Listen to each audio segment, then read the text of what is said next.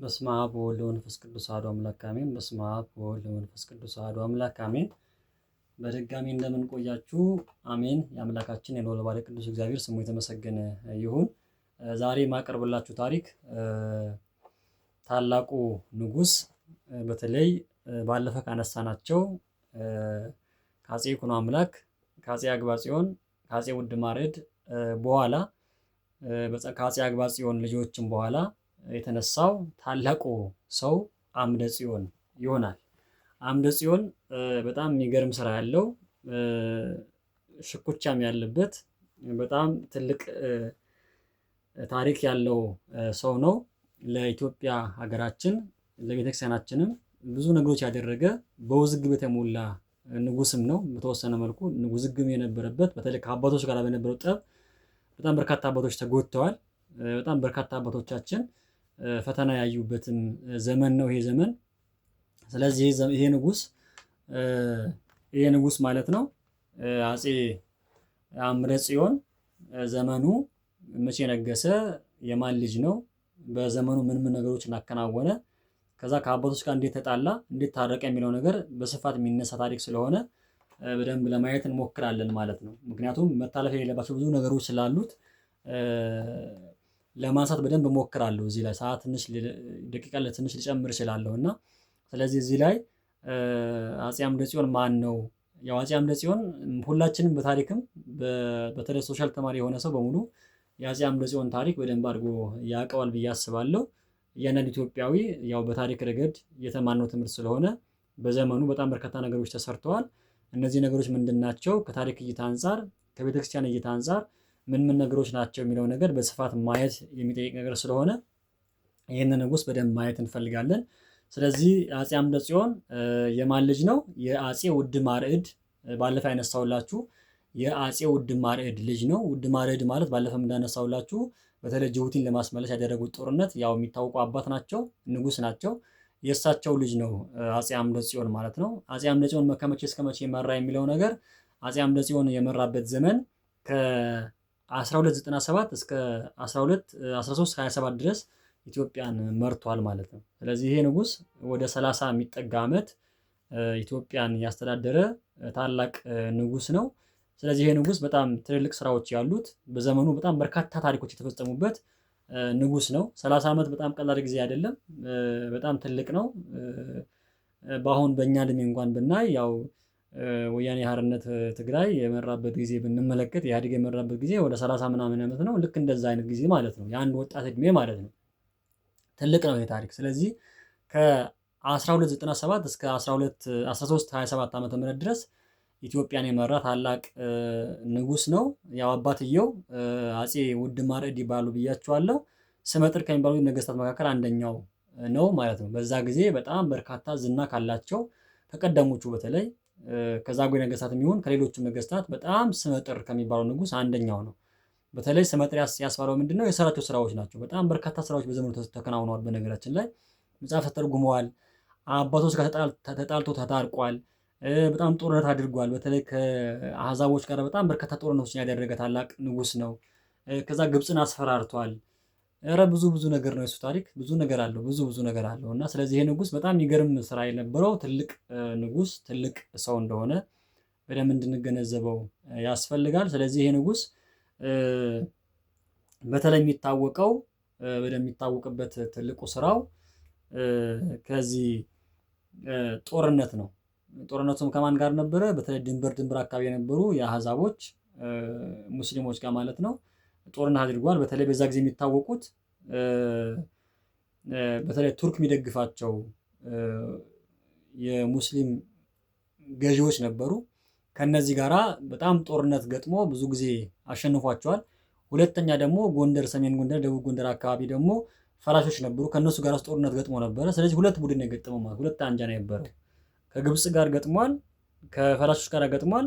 ከዳር ካሉ በቱርክ ከሚደገፉ ሙስሊሞች ጋርም እንደዚሁ የተዋጋ ታላቅ ንጉስ ነው ማለት ነው። ንጉስ ነው። ስለዚህ ይሄ ንጉስ በጣም ብዙ ነገር ያደረገ ከታሪኩም እንደምንረዳው በጣም በርካታ ስራዎች የሰራ ታላቅ ንጉስ ነው። ስለዚህ በጦርነት ያሳለፈው ዘመኑ 30 ዓመት ሙሉ ኦልሞስት ጦርነት ማለት ይቻላል ሙሉ ለሙሉ 30ውን ዓመት በጦርነት ያሳለፈ ንጉስ እንደሆነ ታሪኩ በደንብ ይነግረናል። በተለይ ከዚህ ከሙስሊም ሱልጣኔቶች በተለይ ከይፋት፣ ከዳውሮ፣ ከሃዲያ፣ ከአዳል ከቱርኮችና ከአረቦች ጋር ሆነው ይህ ሁሉ ጦርነት ከፍተውበት ከነሱ ጋር ሲዋጋ የኖረ ንጉስ ነበረ። ስለዚህ በተለይ በባህርና በየብስ ያደረጉ ጦርነቶች ተደርገዋል በዛ ጊዜ። ስለዚህ እነሱንም አሸንፎ የኢትዮጵያን ዳር ድንበር ያስከበረ ታላቅ ንጉስ ነው። ስለዚህ ንጉስ በተለይ በቱርኮች የሚደገፉት እነዚህ እነ ወላስማ፣ እነ አዳል፣ ሌሎችም እንደዚሁ ቦታዎች በታሪክ ረገድ የምናውቃቸው እነ ፈጠጋርም ጨምሮ እነዚህ ቦታዎች ላይ ትልቅ ተጋድሎ ያደረገ ታላቅ ንጉስ ነው ማለት ነው። ታላቅ ንጉስ ነው። ከዛ ውጪ ምናልባት በደንብ የሚታወቅለት በዘመኑ ማለት ነው ትልቁ ነገሩ የሚነሳለት ምንድነው? በግብጽ የነበሩ ክርስቲያኖች በጣም ፈተና በዝቶባቸው ነበር እና ስለዚህ ያ ፈተናቸውን ለማራቅ አንድ ደብዳቤ ጽፎ ልኳል። ያ ደብዳቤ ምን ነበር የሚለው? በጣም ጥበብ ነበራቸው፣ ንግግር ይችላል፣ እውቀት አለው፣ የመጽሐፍ ችሎታ አለው፣ የንግግር ችሎታ አለው፣ የቋንቋ ችሎታም አለው። በተለይ አረብኛን በደንብ የመናገር ችሎታም የነበረው ሰው ነው። ከዛ ባሻገር ደግሞ ብዙ ቋንቋዎችን በተለይ እነ ግሪክም የመናገርም አቅም የነበረው ሰው እንደነበረ በደንብ ይታወቃል። ስለዚህ ይሄ ንጉስ በጣም ጎበዝም ስለነበረ ምንድን ያደረገው እንደዚህ ቃል በቃል ነው የነገራቸው ለግብጾች ማለት ነው። በክርስቲያኖች ላይ የምታደርጉትን ግፍና መከራ ማታቆሙ ከሆነ አባይ ወንዝን እገድብባችኋለሁ። ቃል በቃል የነገራቸው ይሄ ነው። ቃል በቃል ላንብብላችሁ። እንደውም እንደዚህ ይላል፣ ክርስቲያኖችን ማጥቃት ያልተዋችሁ እንደሆነ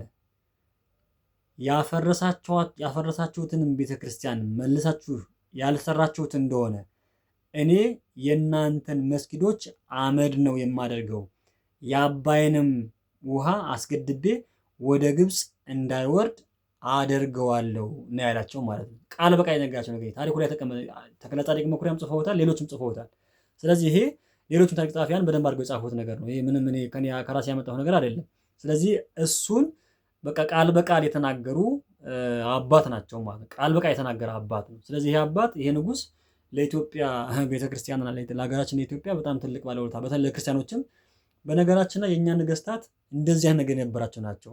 ከአፄ ካሌብ ጀምሮ አፄ ካሌብ እንደዚሁ በየመን የናግራን ሰማዕታት ሲጨፈጨፉ ሄዶ ያ ሁሉ መስዋዕትነት ከፍሎ 120 ሺህ ወታደር ይዞ የተዋጋው አፄ ካሌብ ነው።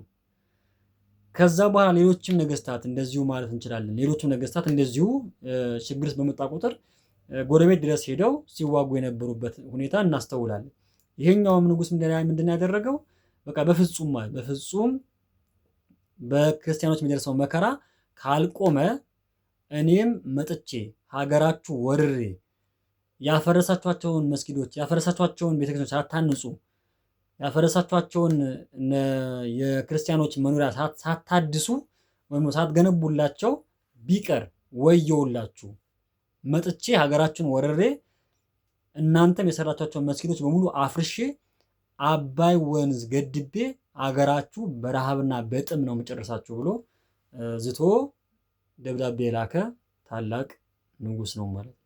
ስለዚህ አያችሁ ቀናኢነቱ እንደዚህ ነበር ማለት ነው። በድሮ ጊዜ የነበረው ነገር እንደዚህ ነው። ስለዚህ በደንብ ማስተዋል ይጠይቃል ማለት ነው።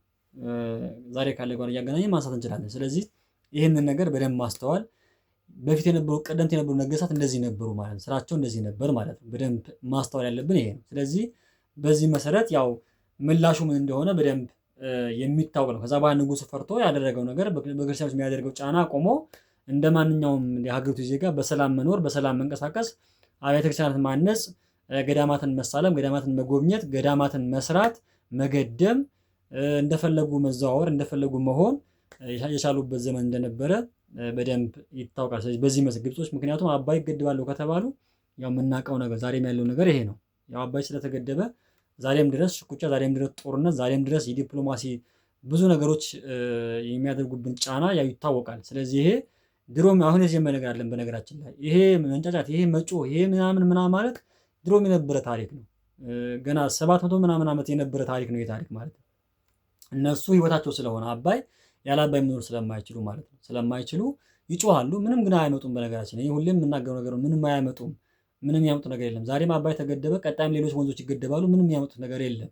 ይሄ ደግሞ ትውልዱ የሚሰራው ነገር ስለሆነ፣ ምክንያቱም እነሱ እያደጉ እየበለጸጉ እኛ ወደኋላ መቅረት ያለብን ነገር አይመስለኝም። ስለዚህ በዚህ መሰረት ይሄ ትልቅ ነገር ስለሆነ በደንብ ልናስተውለው የሚገባ ታሪካቸው። ስለዚህ ታሪኩ ዛሬ የተጀመረ ነገር ሳይሆን በፊትም የነበረ ታሪክ እንደሆነ እንድናስተውለውን ጭምር ነው። ስለዚህ በተለይ በላሊበላ ዘመንም በግርማ ስዩም ዘመንም በጃን ስዩም ዘመንም በሀረቤ ወይም በገብረ ማርያም ዘመንም በሁሉም ዘመን እንደዚህ አይነት ነገሮች ተሞክረዋል።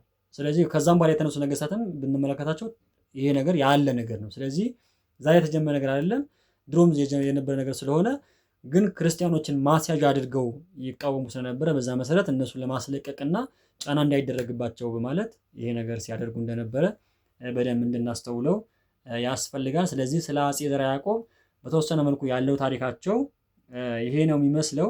ቀጣይ ላይ የምናየው ከአባቶቻችን ጋር ላግባባቸው ነገር ምንድን ነበረ፣ እንዴት ተፈታ፣ የትኞቹ አባቶች የተቃወሙት የሚለው ነገር በተወሰነ መልኩ ለማንሳት ሞክራለሁ ማለት ነው። የነበረን ሰዓት የአምላካችን ስም የተመሰገነ ይሁን። ይቆየን።